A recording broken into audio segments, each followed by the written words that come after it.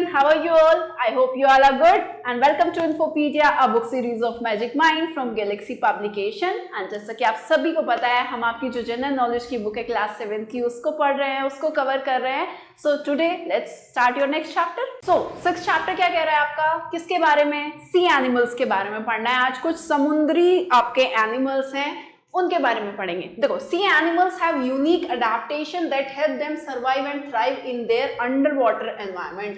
अब जितने भी समुद्री एनिमल्स हैं, सी एनिमल्स हैं, उनमें एक तरीके का अलग तरीके का अडेप्टेशन होता है. यानी कि जैसे एनवायरनमेंट में वो रहते हैं अंडर वाटर में, ऐसे ही एनवायरनमेंट के हिसाब से वो अपने आप को क्या कर लेते हैं, वहां पर ढाल लेते हैं, जिसकी वजह से वो क्या करते हैं, सर्वाइव करते हैं और वहां क्या करते हैं, बढ़ते हैं, फलते फूलते हैं.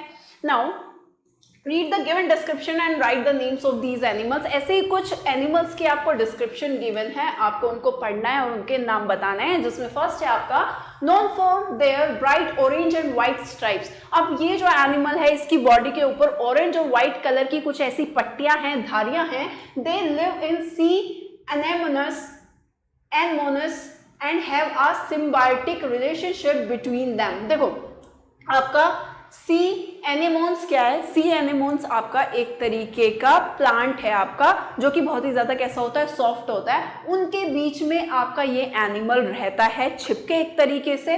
Now and have a symbiotic relationship between them. Symbiotic relation ऐसा होता है कि जो दो लोग आपस में एक साथ रहते हैं और एक दूसरे को क्या करते हैं, फायदा पहुंचाते हैं, उनसे उनको फायदा होता है. तो ये ऐसा ही एनिमल्स है जो आपका क्या सी एनिमोन्स में रहता है. ऐसा आपका एक तरीके का पेड़ है, आपका पौधा है, आपका बहुत ही ज्यादा कैसा होता है, सॉफ्ट होता है, नरम होता है, उसके बीच में ये रहता है, जिसकी वजह से क्या कर सकता है, उसमें छिपा रह सकता है. तो उससे फायदा हो रहा है इसको, तो इसको सिम्बायोटिक रिलेशनशिप है उनके बीच में. They are popular due to their appearance in the movie Finding Nemo.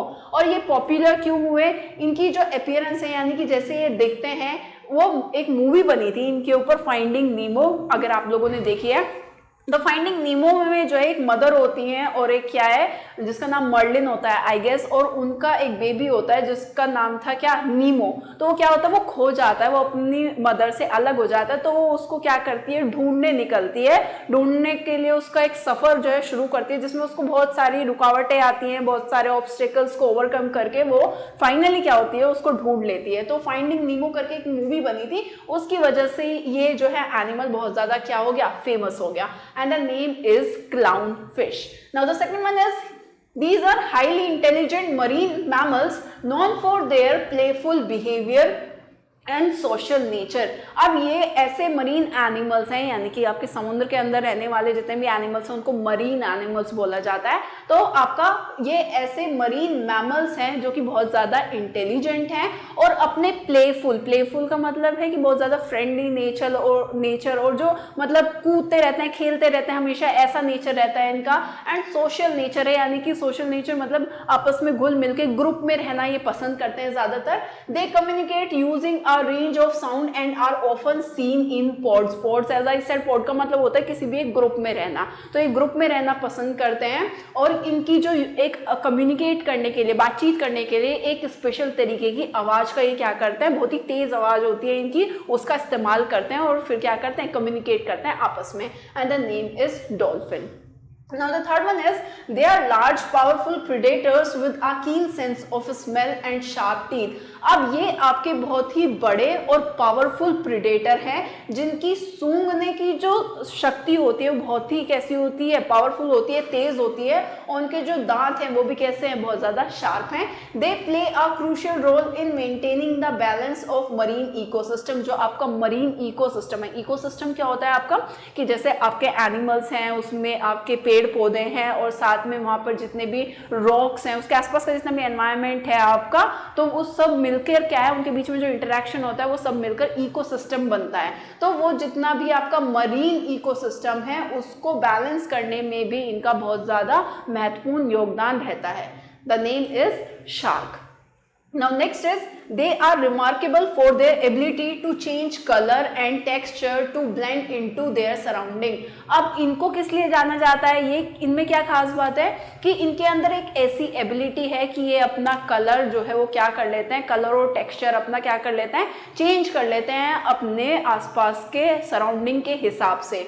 Now they are also known for their intelligent and problem solving skill. और इनको और क्या खास बात है इनके अंदर, ये इनकी इंटेलिजेंट की वजह से, मतलब ये इतने ज़्यादा इंटेलिजेंट हैं और प्रॉब्लम सॉल्विंग स्किल्स है इनके पास में. अपना कलर जो है, अगर इनको खतरा महसूस होता है तो अपना जो है स्किन का कलर वगैरह चेंज कर लेते हैं, टेक्सचर चेंज कर लेते हैं, जिससे उसमें क्या हो जाते हैं, घुल मिल जाता है, एक तरीके से कैमोफ्लेज हो जाते हैं. तो ये क्या है, ये कि इनकी खासियत ही तो है. तो ये क्या है आपका octopus. Now fifth one is they have a gelatinous translucent body and can be found in ocean around the world. ये आपका दुनिया भर में ओशियन में पाई जाती हैं. जिलेटिनस का मतलब होता है कि बहुत ही ज़्यादा चमकीली इनकी स्किन होती है और इनकी जो बॉडी है वो ट्रांसलूसेंट है, यानी कि आप जो है आर पार कुछ हद तक उसमें देख सकते हैं और आपका ओशियन में पाया जाता है. Some species have stinking tentacles that they use to capture prey. Tentacles होती है एक तरीके से सूंड जिसको बोला जाता है, और उसमें से डंक मारते हैं या क्या करते हैं, उनको पकड़ लेते हैं, खींच लेते हैं अपनी तरफ. स्टिंगिंग टेंटिकल्स का मतलब है कि इनकी जो सूंड वगैरह होती है उस पर क्या होता है आपका एक तरीके से डंक वगैरह होता है, जिसको ये अपना शिकार पकड़ने में क्या करती है, उसको हेल्प करता है. And the name is jellyfish. Now next is they are long lived reptiles with a hard shell that protects them from predators. यानी कि ये ऐसे रेप्टाइल्स है. रेप्टाइल्स कैसे होते हैं, जिनकी जो स्किन है वो बहुत ही ज्यादा हार्ड होती है आपकी.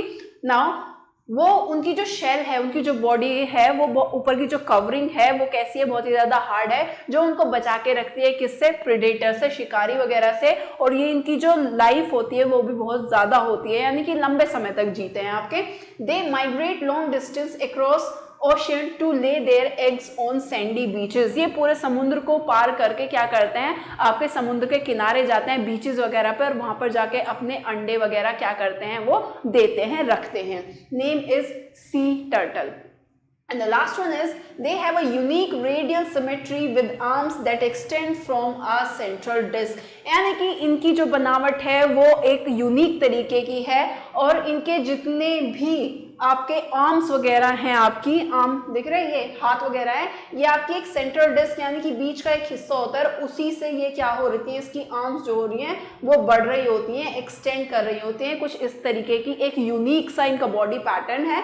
दे can regenerate lost arms and are often found on the ocean floor. ये इनके जितने भी आर्म्स वगैरह हैं, कि अगर फॉर एग्जाम्पल कोई भी आर्म इनका जो है लॉस्ट हो जाता है, ये दोबारा से उसको क्या कर लेते हैं, रीजनरेट कर लेते हैं, यानी कि दोबारा से आ जाता है उनका वो आर्म. और ये कहाँ पाए जाते हैं, ओशियन के फ्लोर पे, यानी कि जो समुद्र का जो फ्लोर होगा वहां पर ये पाए जाते हैं. और कुछ शेप इसकी स्टार जैसी होती है दिखने में, इसी वजह से इसको क्या बोला जाता है, स्टार फिश बोला जाता है, या फिर इसको सी स्टार, समुद्री स्टार भी कहते हैं. So yeah, that's it. And now if you want to note down, then you can note down also. I hope you like this video and thank you for watching.